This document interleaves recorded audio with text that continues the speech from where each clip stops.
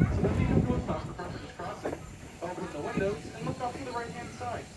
And you may just hear that ghost, still once more, on the look for that station.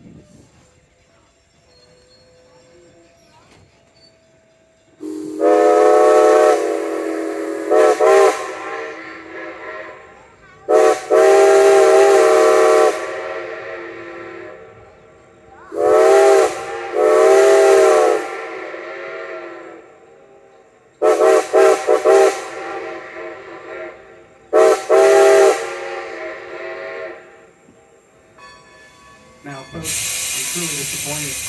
I heard someone say echo. White folks, that was no echo. We pay that ghost $27.50 a day just to do that for us. Now that makes her the highest paid employee on our railroad. Now, nobody's ever seen this ghost, but somebody keeps cashing those paychecks.